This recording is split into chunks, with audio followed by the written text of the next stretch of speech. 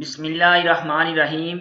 Wireless and mobile communication की series में आज हमारा नेक्स्ट लेक्चर है जीएसएम का global system for mobile communication. इसका आर्किटेक्चर पढ़ने से पहले हम सबसे पहले इस चीज को डिस्कस कर लेते हैं कि व्हाट इज जीएसएम। जीएसएम क्या होता है? जीएसएम हमारे पास एक ग्लोबल सिस्टम होता है मोबाइल कम्युनिकेशन के लिए कि जब भी हम लोगों ने थ्रू सिग्नल्स अपने मोबाइल का डाटा जो होता है उसको शेयर करना होता है तो हम लोग जीएसएम को यूज करते हैं। ये एक ऐसा स्टैंडर्ड है जिसको ईटीएसआई यूरोपियन टेलीकम्युनिकेशन स्टैंडर्ड इंस्टीट्यूट ने 1991 के अराउंड अबाउट जो डेवलप किया था और ये सेकंड जनरेशन जो थी उसमें यूज हुआ था जो हमारे पास ग्लोबल सिस्टम मोबाइल है। तो इसमें हमारे पास जितने भी सिग्नल्स के थ्रू कम्युनिकेशन होती है हम लोग उसको डिस्कस करते हैं कि इसके थ्रू हमारे मोबाइल जो होते हैं वो आपस में डाटा शेयर कर सकते हैं।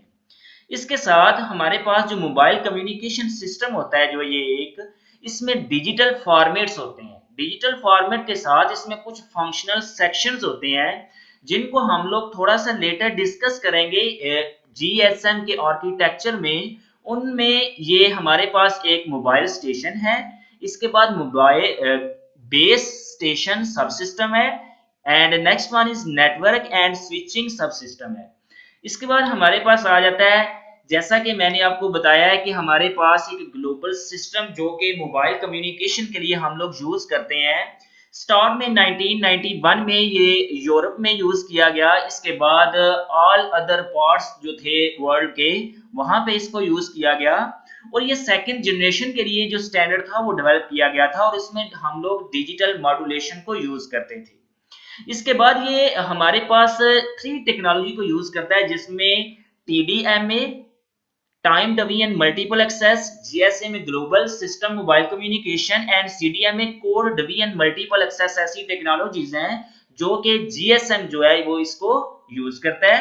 इसके बाद हमारे पास आ जाता है कि ये जो ग्लोबल सिस्टम है इसको चूंकि एक conference European post and telecom में जो है इनिशिएटिव किया गया था और इसका जो मकसद ये था कि हम लोग इनकम्पैटिबिलिटी जो है वो एनालॉग सिस्टम की उसको रिप्लेस कर सकें ताकि हम लोग इंटरनेशनल जो रोमिंग है उसको पॉसिबल बना सकें। और 1991 के अराउंड अबाउट हमने जीएसएम को जो है वो लॉन्च करवाया था और ये पूरी दुनिया में जो है वो एक एक्सेप्टेबल जीएसएम सिस्टम था और इसको इम्प्लीमेंट किया था थ्रू अ स्टैंडर्ड। चूंकि ये हमारे पास पूरी दुनिया में एज अ स्टैंडर्ड एक्सेप्ट हुआ था तो इसको लोगों ने एज अ स्टैंडर्ड ही यूज करना स्टार्ट किया था। इसके बाद आ जाता है हमारे पास कि कुछ जीएसएम के सब सिस्टम्स होते हैं। उन सब सिस्टम में हमारे पास जिनको हमने आर्किटेक्चर में डिस्कस करना है उसमें एनएसएस आ जाता है जो कि नेटवर्क स्विचिंग सब सिस्टम होता है। इसके बाद BSS आ जाता है बेस स्टेशन सब सिस्टम्स होता है और OSS आ जाता है ऑपरेशन सपोर्ट सब सिस्टम। अब हम देखेंगे कि हमारे पास ये जो एनएसएस होता है ये क्या होता है, बीएसएस क्या होता है और OSS क्या होता है। एनएसएस की बात करें तो हमारे पास ये एक नेटवर्क स्विचिंग सब सिस्टम होता है जो कि कंसिस्ट करता है एमएससी पे, एयूसी पे, वीएलआर पे, एचएलआर पे, ईआईआर पे। ये हमारे पास रजिस्टर्ड के नाम है। इनको भी हम लोग थोड़ा सा लेटर डिस्कस करेंगे जब हम लोग जीएसएम के आर्किटेक्चर को डिस्कस करते हैं, फिर हम एक एक रजिस्टर को भी साथ डिस्कस करेंगे कि ये किस लिए यूज होते हैं। इसके बाद जितनी भी हमारी परफॉर्म होती है स्विचिंग ऑफ कॉल्स, कॉल्स की जितनी भी स्विचिंग होती है बिटवीन द मोबाइल और अदर सब्सक्राइबर्स, कि जब भी हम लोगों ने कॉल करनी होती है अपने दूसरे सब्सक्राइबर्स को तो वो जितनी भी हमारी स्विचिंग होती है वो थ्रू हमारी एनएसएस ही होती है और जितने भी ये मैनेज सर्विस होती है ये सारी की सारी इसकी ऑथेंटिकेशन जो होती है ये एनएसएस ही उसको ऑथेंटिकेट करता है और कनेक्ट करता है हमारे नेटवर्क को दूसरे नेटवर्क के साथ। PSTN public switching telephone network हमारे पास होता है। इसके बाद आईएसडीएन होता है इंटरनेशनल हमारे पास जो होता है स्विचिंग डिजिटल नेटवर्क जो होता है उसके लिए ये यूज करता है। ISDN integrated standard digital network. इस तरह ये हमारे पास कुछ स्टैंडर्ड होते हैं जिनमें ये यूज होता है। इसके बाद आ जाता है हमारे पास बीएसएस। बेस स्टेशन सब सिस्टम, जो कि कंसिस्ट करता है बीटीएस पे एंड बीएससी पे। इनकी टर्म्स को भी हम लोग इसके आर्किटेक्चर में देखते हैं कि ये किस तरह वर्क करते हैं और ये क्या चीज होती है, बीएससी क्या होती है और बीटीएस क्या होता है।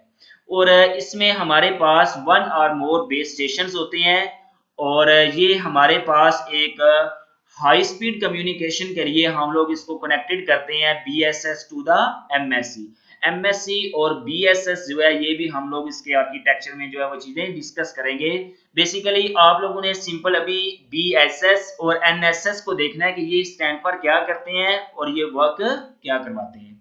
इसके बाद हमारे पास नेक्स्ट आ जाता है OSS, जो कि ऑपरेशनल सपोर्ट सब सिस्टम होता है। इसके कुछ हमारे पास फंक्शंस होते हैं एडमिनिस्ट्रेशन का, मेंटेनेंस का, नेटवर्क कॉन्फ़िगरेशन का, सिक्योरिटी का। इसके बाद जितने भी हमारे कमर्शियल ऑपरेशंस होते हैं ये वो सारे परफॉर्म करता है और हमें एक पूरे नेटवर्क का जो ओवरव्यू होता है वो हमें प्रोवाइड करता है।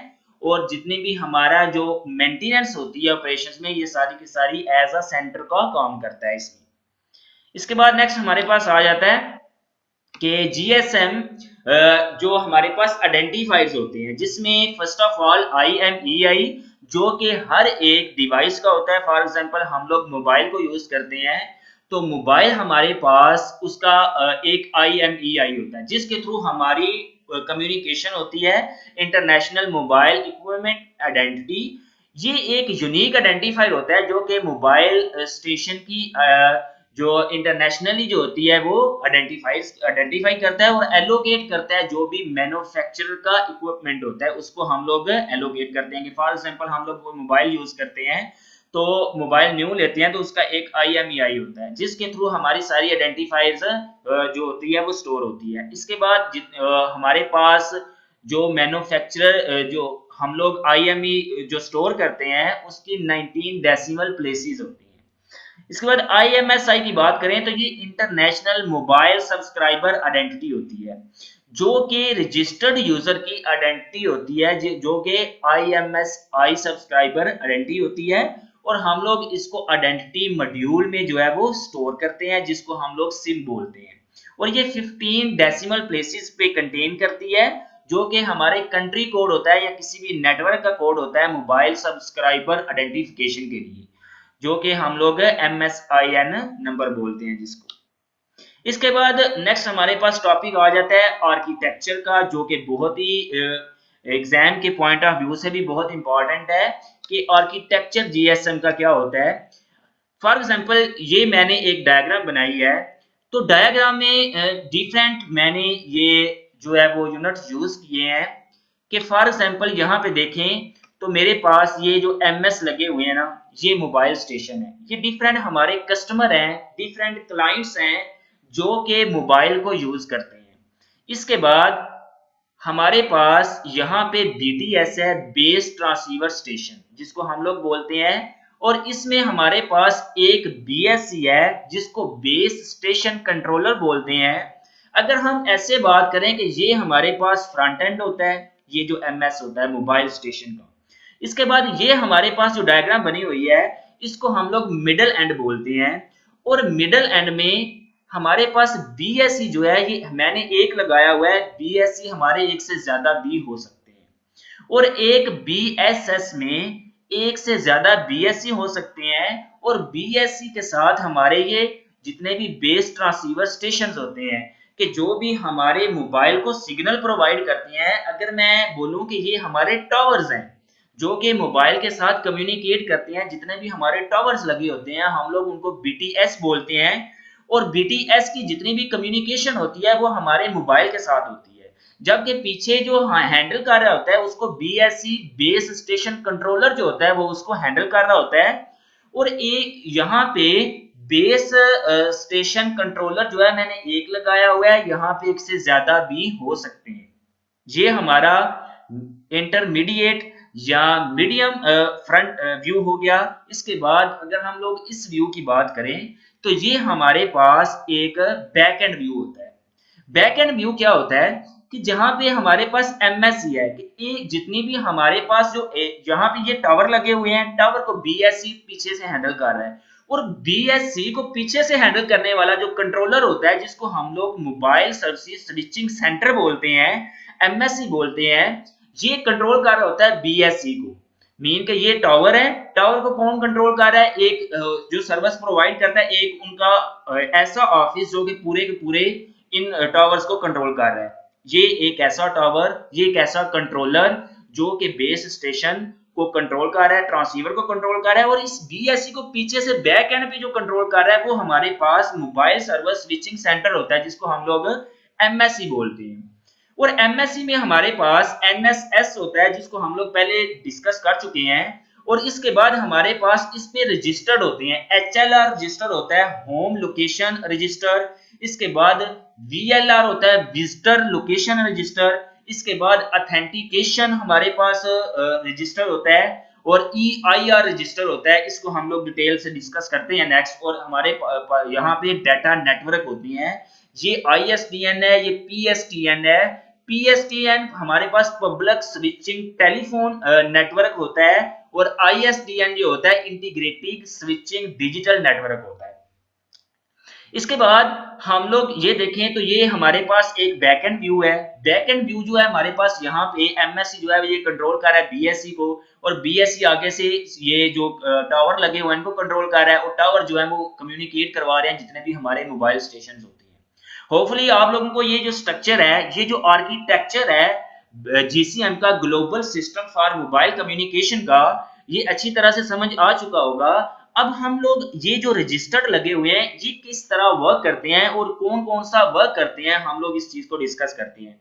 पीछे हमारे पास ये डिफरेंट जो टर्म्स यूज हुई है, एमएस के नाम से मोबाइल स्टेशन जिसको बोलते हैं, बीटीएस जिसको बेस ट्रांसीवर स्टेशन बोलते हैं, जिसका मैंने आपको बताया कि ये टावर है, और टावर को जो हमारे पास कंट्रोलर है बीएससी, एक बड़ा टावर जो कि इनको कंट्रोल कर रहा होता है, इसको बोलते हैं। ये सारे इसके साथ कनेक्टेड होते हैं, ये एक बीएसएस है। अगर मैं इस तरह इसकी ऐसी एग्जांपल दूं कि यहाँ पे हमारे पास ये एक पेरेंट है और ये चाइल्ड है, और ये जो इसके चाइल्ड हैं ये कंट्रोल कर रहे हैं हमारे मोबाइल स्टेशन को, और ये जो बीएससी है इसका जो पीछे ग्रैंड पेरेंट होता है वो इसका एमएससी होता है। मीन एक हिरार्की बनी होती है। ये हमारा फ्रंट एंड व्यू हो गया, ये हमारा मीडियम व्यू हो गया, और ये हमारे पास बैक एंड पे व्यू हो गया। अब ये इन रजिस्टर को हम लोग डिस्कस करेंगे कि ये किस तरह वर्क करते हैं। 4 टाइप्स के हमारे पास रजिस्टर है, एक एचएलआर है, बीएलआर है, एबीसी है और ईआईआर है। फर्स्ट ऑफ ऑल हम लोग देखेंगे कि एचएलआर क्या होता है। एचएलआर होम लोकेशन रजिस्टर, ऐसा रजिस्टर जो कि एक मेन डेटाबेस होती है जो कि परमानेंट सब्सक्राइबर की इंफॉर्मेशन को कंटेन करता है, और इंटीग्रेटेड हमारे पास इंटीग्रल होता है component of CDMA code domain, जिसको मल्टीपल एक्सेस बोलते हैं, और टाइम डोमेन मल्टीपल एक्सेस और जीएसएम नेटवर्क के साथ। अगर मैं इसकी एग्जांपल ऐसे दूं कि जब हम लोग एक मोबाइल यूज करते हैं, मोबाइल न्यू लेते हैं, तो हम मोबाइल पे कोई भी कॉल नहीं कर सकते।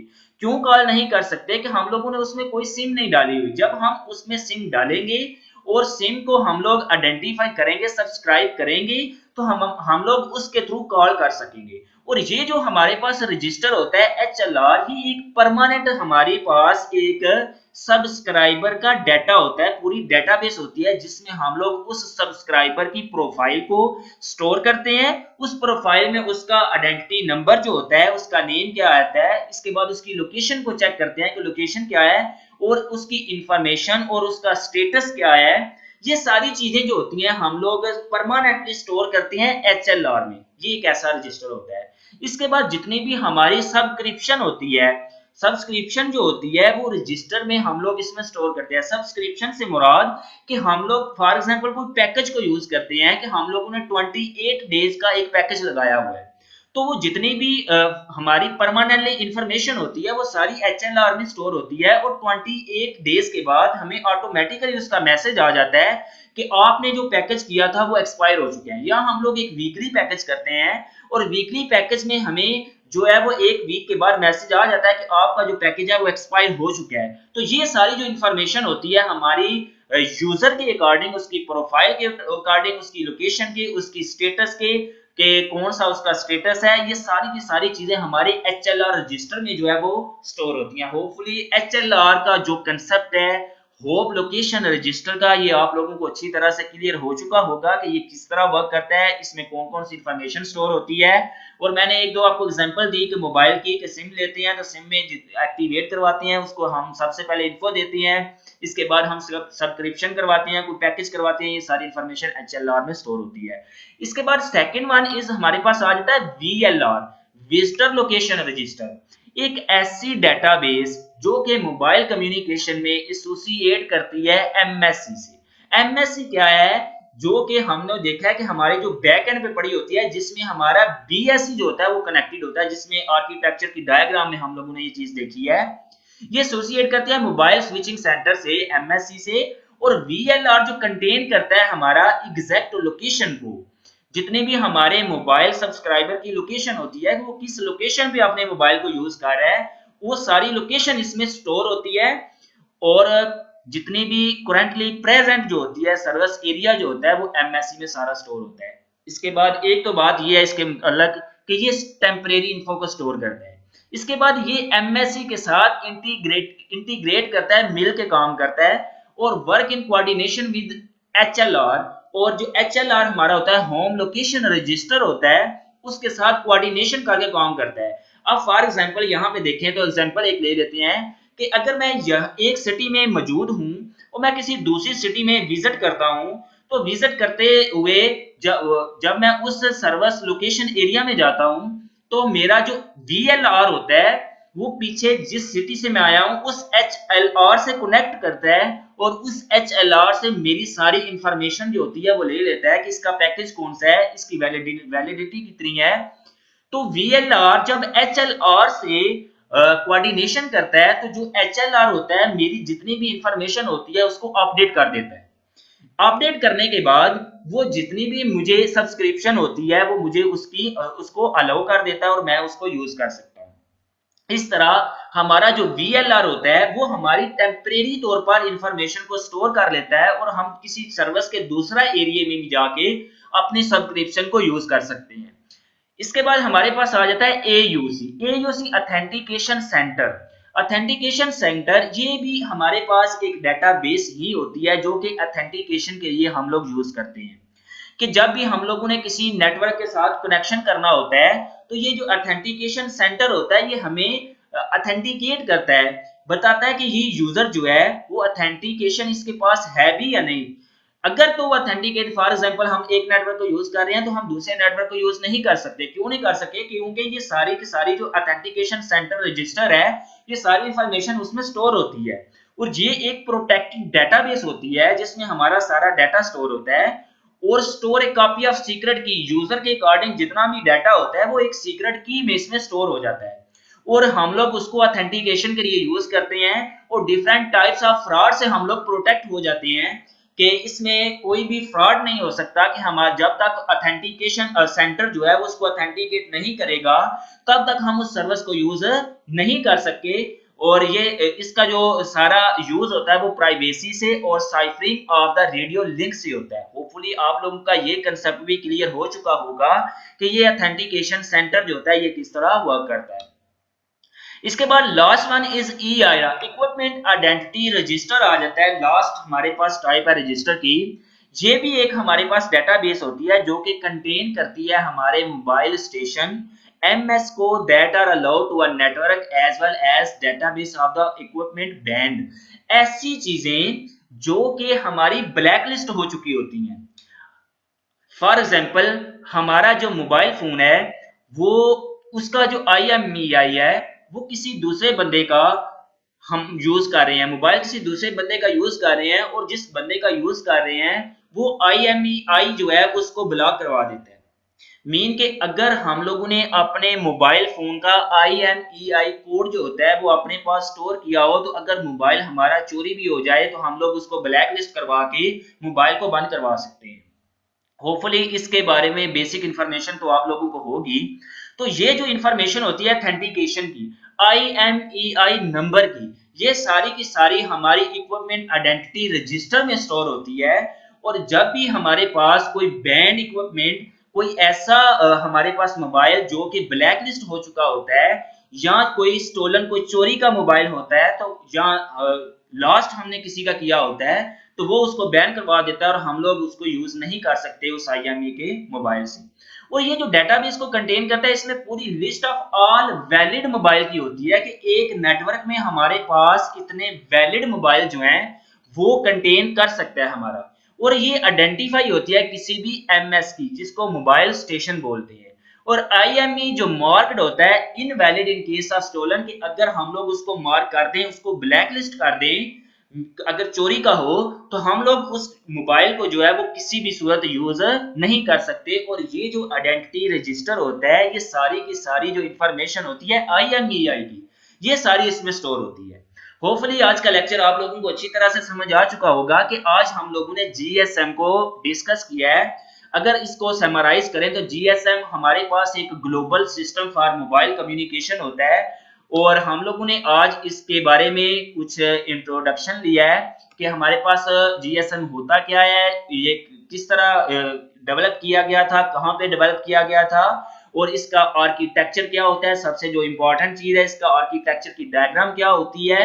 इसके बाद हमने देखा है कि इसका आर्किटेक्चर जो होता है वो वर्क किस तरह करता है। और इसके बाद हमने देखा है कि ये जो आर्किटेक्चर में डिफरेंट हमारे पास होम लोकेशन रजिस्टर है, विजिटर लोकेशन रजिस्टर है, ऑथेंटिकेशन हमारे पास रजिस्टर होता है, और इसके बाद EIR हमारे पास रजिस्टर होता है, आइडेंटिटी रजिस्टर जिसको इक्विपमेंट आइडेंटिटी रजिस्टर बोलते हैं। ये होता है, ये किस तरह वर्क करते हैं और ये किस तरह की इंफॉर्मेशन इसमें स्टोर होती है।